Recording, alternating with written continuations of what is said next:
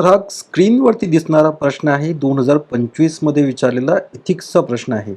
या प्रश्नाला आपण मराठीमध्ये डिकोड करून पाहूया आणि समजून घेऊया की या प्रश्नामध्ये ॲक्च्युअली काय लिहायचं होतं आणि यासोबतच यामध्ये कुठले एक्झाम्पल्स वगैरे देऊ शकता. प्रश्न होता in the present digital age the social media has revolutionize our way of communication and interaction. ठीक आहे, की सध्याच्या डिजिटल युगात सोशल मीडियाने म्हणजे जे सामाजिक माध्यमे आहेत जसं फेसबुक आहे, इंस्टाग्राम आहे, ट्विटर आहे, तर यांनी आपला जो संवाद आहे म्हणजे कम्युनिकेशन आणि परस्पर संवाद, तर कम्युनिकेशन आणि इंटरॅक्शन यांच्या पद्धतींमध्ये यांच्यामध्ये त्यांनी क्रांती घडवून आणलेली आहे. ठीक आहे, आता हे तर आपल्याला सर्वांना माहिती आहे की यांनी कशा प्रकारे क्रांती घडवलेली आहे की जगातला एका कोपऱ्यातला व्यक्ती दुसऱ्या कोपऱ्यातल्या व्यक्तीला म्हणजे विदिन अ सेकंड्स आपण कनेक्ट करू शकतो. व्हिडिओ कॉल्स असो, ऑडिओ कॉल्स असो, टेक्स्ट मेसेज असो, ते पॉसिबल आहे. का म्हणून पॉसिबल आहे? कारण की आज आपल्याकडे सोशल मीडिया आहे. तर हे आहे तुमची पहिली लाईन. दुसऱ्या लाईनला समजून घेऊया. दुसरं लाईन आहे की how ever it has raised the several ethical issues and challenges, की याच्यामुळे खूप सारे जे इथिकल आणि सोशल जे चॅलेंजेस आहेत, तर जसं की आपण पाहतोय की नैतिक मुद्दे आहे, खूप सारे आव्हानं आलेले आहेत, तर ही निर्माण झालेली आहे. त्यानंतर तुम्हाला प्रश्न आहे की describe the key ethical dilemmas in this regard, की याच्या संदर्भात जी नैतिक कोंडी होत आहे, इथिकल डायलेमाज होत आहे, यांचं वर्णन करण्याला तुम्हाला सांगितलेलं आहे. आता बघा, कधीही डायरेक्टली प्रश्नाचं म्हणजे डायरेक्टली प्रश्न लिहायला सुरुवात नका करू. प्रश्न लिहायला सुरुवात नका करू म्हणजे यांनी जे म्हटलंय की describe the key ethical dilemmas in this regard, तर डायरेक्टली आपण इथिकल डायलेमाज लिहू, तर असं लिहाल तर मार्क्स मिळणार नाही. मार्क्स मिळायचं असेल त्याची एक पद्धत आहे. आता बघा सांगतो मी तुम्हाला स्टेप बाय स्टेप की काय करायचं आहे. पहिल्यांदा तुम्हाला समजून घ्यावं लागेल की ते स्टेटमेंट जे आहे त्याबद्दल तुम्हाला काही ना काही इन्फॉर्मेशन द्यायचं आहे. जसं की यांनी जसं म्हटलं आहे की in the present this digital age the social media has revolution. इथे हा जो सोशल मीडिया आहे हा की वर्ड आहे. तर या सोशल मीडियाबद्दल तुम्हाला काहीतरी लिहावं लागेल. एक तर याची व्याख्या करा. सामाजिक माध्यमे, सोशल मीडिया म्हणजे काय याची व्याख्या करू शकता. दुसरं तुम्ही हे सांगू शकता की या सोशल मीडियाने किंवा सामाजिक माध्यमांनी हे जग कशाप्रकारे जवळ आणलेलं आहे याचा थोडक्यात तुम्ही उल्लेख करू शकता. हा एक भाग झाला. यासोबत 1-2 उदाहरणं द्या. सोशल मीडिया किंवा सामाजिक माध्यमाची उदाहरणं द्या. एक्स आहे, ट्विटर आहे, त्यानंतर यूट्यूब आहे, त्यानंतर इंस्टाग्राम आहे, फेसबुक आहे. हे सर्व काही सोशल मीडियाज आहेत. ते याबद्दल तुम्ही थोडं लिहू शकता. ठीक आहे. यांची उदाहरणं नक्की द्या. आता हे झाल्यानंतर नेक्स्ट तुम्हाला काय करायचं आहे, तर तुम्हाला इथे समजून घ्यायचं आहे, की यांनी जे तुम्हाला विचारलं आहे, ते म्हणजे नैतिक कोंडी किंवा इथिकल डायलेमाज. तर आता हा तुमचा मुख्य मुद्दा आहे प्रश्नाचा.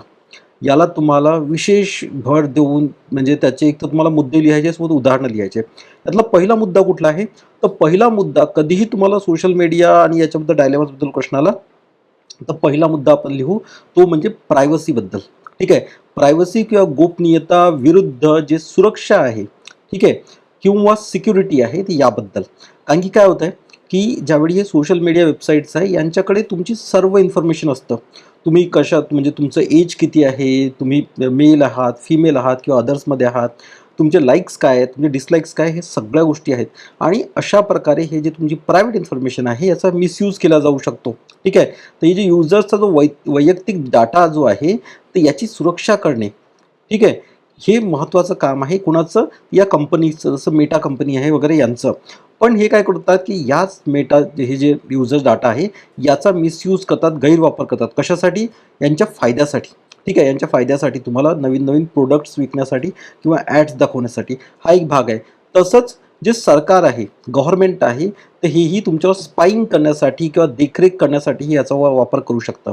म्हणजे पहिली जी नैतिक कोंडी आहे ती म्हणजे तुमचं प्रायव्हसी व्हर्सेस सिक्युरिटी, गोपनीयता विरुद्ध सुरक्षितता.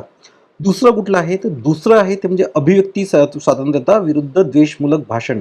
म्हणजे freedom of speech versus hate speech. ठीक आहे. की प्रत्येकाला इथे स्वतःचं मत मांडण्याचा अधिकार आहे, जो कॉन्स्टिट्यूशनने दिलेला आहे आर्टिकल 19च्या अंडर. पण ॲट द सेम टाईम याच वेळी काय होत आहे, की इथे खूप साऱ्या ज्या फेक न्यूज आहे ह्याही पसरवल्या जातात किंवा हेट स्पीच एखाद्या धर्माबद्दल, एखाद्या जातीबद्दल तुम्हाला तिथे पोस्ट करताना दिसतात. ठीक आहे. रिझर्वेशनच्या फेवरमध्ये, रिझर्वेशनच्या अगेन्स्ट खूप साऱ्या पोस्ट दिसतात. ठीक आहे. आणि ह्या पोस्ट कशा असतात, ह्या कधी-कधी वैयक्तिकही केल्या जातात. मग हे कसं आहे, की हे एक प्रकारे हेट स्पीच आहे किंवा द्वेषमूलक भाषण आहे. तर तुम्ही याबद्दल लिहू शकता. तर दुसरा मुद्दा होईल आपला तो म्हणजे freedom of speech versus hate speech. अभिव्यक्ती स्वातंत्र्य विरुद्ध द्वेषमूलक भाषण. यानंतर काय आहे? तिसरं आहे ते म्हणजे मानसिक आरोग्य. आपलं मेंटल हेल्थ जे आहे, तर मेंटल हेल्थ व्हर्सेस ॲडिक्शन म्हणजे याची नशा होणे. आपण खूप साऱ्या लहान-लहान मुलांना पाहिलेलं असेल, की जेवण करताना त्यांना मोबाईल लागतोच. आता ते लहान मुलांमध्येच नाही, तर जे मोठे व्यक्ती आहेत त्यांच्यामध्येही हे एक प्रकारचा नशा होत आहे. ठीक आहे. तर हे कशाप्रकारे तर हे युजर्सला त्यांच्या स्क्रीनवरती कंटिन्यू तो एंगेज राहिला पाहिजे, त्यासाठी अल्गोरिदमचा वापर केला जातो. आणि ज्यामुळे आपल्याला काय दिसतंय, की लोकांचं मानसिक जे आरोग्य आहे, ठीक आहे, तर ते बिघडताना दिसतंय. काय-काय दिसतंय? नैराश्य येत आहे, तुलना जे आपण कंपॅरिझन केलं जातं, कंटिन्यू तुलना केली जाते. तर लोकांचं मानसिक आरोग्य, त्यांचं याचं जे ॲडिक्शन तयार होत आहे, विरुद्ध या कंपन्यांचा फायदा, सोशल मीडिया कंपन्यांचा फायदा. तर हा एक तिसरा मुद्दा होतो. यानंतर आपल्याला दिसतं ते म्हणजे डिजिटल पोलरायझेशन, म्हणजे डिजिटल ध्रुवीकरण. यामध्ये काय दिसतंय, की अशा प्रकारचे 2 गट पडले, समाज विभागला गेला आहे, की एकाकडे डिजिटल ॲक्सेस आहे प्रत्येक गोष्टीचा आणि दुसऱ्याकडे नाहीच आहे. मग तो आज कुठे राहतोय? तो आज मागे राहतो आहे. ठीक आहे. तो एक चौथा भाग झाला. 5वा तुम्हाला काही उदाहरणं देतो मी, की एक Facebook फाइल्स नावाचं प्रकरण झालेलं होतं. यामध्ये Facebook म्हणजे सध्याचं जे मेटा कंपनी आहे, तर यांना हे माहिती होतं, की जे Instagram ॲप आहे, तर यावरती ज्या प्रकारे आपल्या हे चालतात, रील्स वगैरे चालतात. रील्स आहे, पोस्ट आहे, तर याचा परिणाम काय होतो?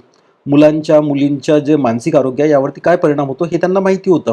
ठीक आहे. पण तरी पण ते एक प्रकारे पर्टिक्युलर बॉडी टाइप जो असतो तोच प्रमोट करणे वगैरे, या बॉडी इमेजचा इश्यू असणे, तर यामुळे हे नकारात्मकता त्या किशोरवयीन मुलांमध्ये, मुलींमध्ये यायचं. तर हे प्रकरण हे सर्व त्यांना माहिती असतानाही त्यांनी हे पूर्ण चालू ठेवलं का? कारण की त्यामध्ये त्यांना त्याचा फायदा व्हायचा, युजर्सचं एंगेजमेंट व्हायचं. ठीक आहे. तसंच एक अजून प्रकरण आहे ते म्हणजे कॅम्ब्रिज एनालिटिकाचा घोटाळा. ठीक आहे. तर यामध्ये काय, की हा जो करोडो जो Facebook युजर्सचा डाटा होता, तर हा त्यांचं कुठेही परमिशन न घेता, कन्सेंट न घेता, कुठलीही त्यांची संमती न घेता, त्याशिवाय त्यांचं गोळा केलेली होती आणि यांचा मतदाराच्या मानसिकतेवरती प्रभाव टाकण्यासाठी निवडणुकीचे हे जे आहेत, निकाल आहे, हे बदलण्यासाठी वापर करण्यात आले होते, गैरवापर करण्यात आला होता. ते दिसलं अमेरिकन राष्ट्राध्यक्षाच्या ज्या निवडणुका झाल्या होत्या त्यावेळी झालं, त्यानंतर ब्रेक्झिटच्या वेळी झालं. ठीक आहे. तर हे अशा प्रकारे तुम्ही उदाहरणं लिहू शकता. कधीही लक्षात ठेवा, जेव्हाही आपण एथिक्सचे आन्सर लिहितोय, त्यावेळी उदाहरणं लिहा, फार महत्त्वाची असतात. उदाहरणासोबत एक अजून आहे, की आपण जेव्हा एथिक्सचे आन्सर लिहितोय, ते एथिक्सचे आन्सर वाटले पाहिजे. आपले नीतिशास्त्राचे आन्सर्स वाटले पाहिजे. त्यासाठी काय, तर नैतिक मूल्य जे असतात त्यांच्याबद्दल लिहू शकता, थिंकर्सबद्दल लिहू शकता. जसं की कांटचा जो कर्तव्यवाद आहे, डिओन्टॉलॉजिकल अप्रोच आहे, त्याबद्दल लिहू शकतो. हे जे सोशल मीडिया कंपन्या आहेत, तर ह्या फक्त नफ्यासाठी काम न करता ते त्यांचं एक ड्युटी म्हणून काम करू शकतात. ठीक आहे. एक हा भाग झाला. दुसरा, जे युजर्स आहे म्हणजे तुम्ही, मी जो आहे, तर यांना तुम्ही फक्त मीन्स म्हणून, पैसा कमावण्याचं माध्यम म्हणून न पाहता तुम्ही कुठेतरी यांना काय म्हणून करायचं, तर एंड्स म्हणून पाहायला पाहिजे. ठीक आहे. त्यानंतर तुम्ही जो उपयोगितावाद आहे, युटिलिटेरियनिझम आहे, तर याच्याबद्दल लिहू शकतो, की हा जो अल्गोरिदम आहे, तर यांचा आपण वापर करू शकतो जास्तीत जास्त लोकांचा फायदा करून देण्यासाठी, ना की त्यांना कुठेतरी ॲडिक्शन लावण्यासाठी किंवा त्यांचा अल्गोरिदमचा मिसयूज करण्यासाठी, की त्यांचे प्रॉडक्ट्स विकण्यासाठी, ॲड्स दाखवण्यासाठी. ठीक आहे. याशिवाय आपण जे हे आहे, रोल ऑफ ॲडमिनिस्ट्रेटर आहे किंवा प्रशासक आहे, तर त्याच्या भूमिकेबद्दलही लिहू शकतो सोशल मीडिया या युगामध्ये. कशाप्रकारे, की तो ऑब्जेक्टिव्ह असला पाहिजे, न्यूट्रल असला पाहिजे, कायदा आणि सुव्यवस्था राखणे हे त्याचं महत्त्वाचं काम असलं पाहिजे. ठीक आहे. नागरिकांचे जे हक्क आहे त्यांचं संरक्षण करणे. जर अशा प्रकारे जर कंपन्या ज्या आहेत, सोशल मीडिया कंपन्या आहे, हे जर कुठेतरी चुकीचा फायदा घेत असतील, तर त्यांचे जे नागरिक आहेत, तर त्यांचं त्यांचे हक्क आहे त्यांचं कुठेतरी रक्षण करणं गरजेचं आहे. आता पहा, याला कन्क्लूड करताना एक सुंदर कन्क्लुजन सांगतो मी. ते म्हणजे तुम्ही लिहू शकता, जे गांधीजींनी जे तुम्हाला सामाजिक पाप सांगितलेले आहेत, ठीक आहे? सोशल सीन सांगितले, त्यापैकी एक सोशल सीन होतं ते म्हणजे science without humanity. Science without humanity म्हणजे नैतिकतेशिवाय विज्ञान, ठीक आहे? तर याच्याबद्दल तुम्ही इथे उल्लेख करू शकता, की जे विज्ञान आहे म्हणजे जे सोशल मीडिया, तर सोशल मीडिया कशाचा भाग आहे? हा एक विज्ञानाचाच परिणाम आहे. तर याचा वापर करताना आपल्याला नैतिकता ठेवणे फार गरजेचं आहे. जर ही नैतिकता राहत नसेल, तर हे एक सोशल सीन आहे किंवा एक सामाजिक पाप आहे. याबद्दल तुम्ही लिहू शकता आणि उलट तुम्ही याबद्दल अजूनही लिहू शकता, की कशाप्रकारे ह्या ज्या व्हॅल्यूज असतात, जे मूल्य असते, ते मुलांमध्ये आपल्याला बिंबवणे गरजेचे आहे, की सो दॅट की ज्यामुळे ते त्याचा गैरवापर करणार नाही. ठीक आहे. तर अशा प्रकारे हे वेगवेगळे उदाहरणं, वेगवेगळ्या ज्या थिअरीज आहेत, ते लिहून तुम्ही ॲन्सर्स लिहा. तुम्हाला काही डाउट्स असतील तर तुम्ही कमेंट्समध्ये विचारू शकता.